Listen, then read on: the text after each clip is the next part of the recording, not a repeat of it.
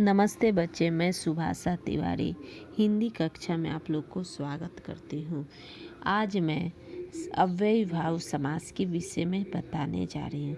इसके पूर्व कक्षा में मैंने समास की परिभाषा और समास के विषय में आप लोग को बताया था।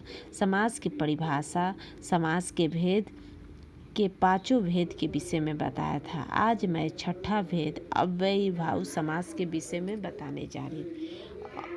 अव्ययी भाव समास परिभाषा: जिस समास में पहला पद अव्यय हो उसे अव्ययी भाव समास कहते हैं। जिस समास में पहला पद अव्यय हो उसे अव्ययी भाव समास कहते हैं। अब आ रहा प्रश्न, अव्यय है। अव्यय किसे कहते हैं? जो शब्द लिंग वचन कर्ता के अनुसार कोई परिवर्तन न हो उसे अव्यय कहते हैं। मान लीजिए, एक उदाहरण दे रही हूँ, एक कर्ता के अनुसार, ये जो कर्ता है उसके अनुसार एक उदाहरण दे रही हूँ। सीता आम खाती है। इसमें कर्ता सीता है जो स्त्रीलिंग है, तो खाती है, खाना शब्द है, ती हो गया। वहीं पर राम आम खाता है, राम कर्ता पुल्लिंग है तो ता है, यहाँ परिवर्तन हो गया। इसी तरह एक वचन के अनुसार समझ लीजिए, लड़का खेल रहा है, एक वचन में होगा, बहुवचन में होगा लड़के खेल रहे, यहाँ भी परिवर्तन हुआ। लेकिन अव्यय शब्द लिंग वचन और कर्ता के अनुसार कोई परिवर्तन नहीं होता। जैसे धीरे धीरे शब्द, यह अव्यय है। राम धीरे धीरे चल रहा है, इसमें कोई परिवर्तन नहीं हुआ धीरे धीरे शब्द में। गीता धीरे धीरे चल रही है, धीरे धीरे, इसमें भी कोई परिवर्तन, लिंग दोनों का अलग अलग है लेकिन परिवर्तन नहीं हुआ, तो इसे ही हम अव्यय कहते।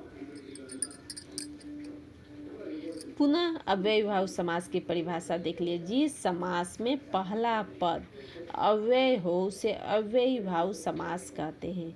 इसमें पहला पद प्रधान होता है।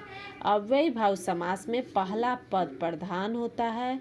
इस प्रक्रिया में बना समस्त पद भी अव्यय के भांति कार्य करता है। इस प्रक्रिया में जो बनता है समास वह भी अव्यय के भांति कार्य करता है। जैसे प्रतिदिन, प्रतिदिन, यहाँ प्रति अव्यय है, प्रतिदिन अव्यय की भांति कार्य करता है।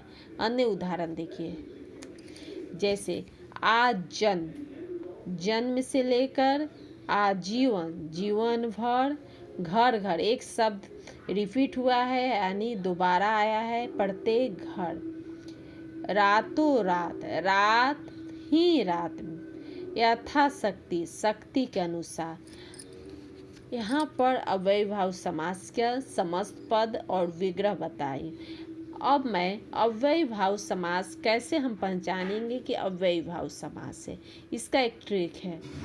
ये सही नहीं, भाषा में ज़रूरी नहीं है कि सभी जगह वह ट्रिक काम करे, लेकिन सुविधा के अनुसार सहजता के लिए कुछ ट्रिक अपनाया गया। यहाँ भी अव्ययी भाव समास में एक ट्रिक है, इसे ध्यान से आप लोग देखिए। पहला पद में अनु, आ, जैसे अभी आजीवन था, अनु, आ, प्रति, भर, यथा, बे, अन, यथा विधि है, यथाशक्ति है, यहाँ देखिए, बे, अन, शब्द की दोहराते हैं, शब्द को दोहराते हैं। जैसे यहाँ था घर घर, निह इत्यादि आता है, तो समझना चाहिए कि अव्ययी भाव समास है।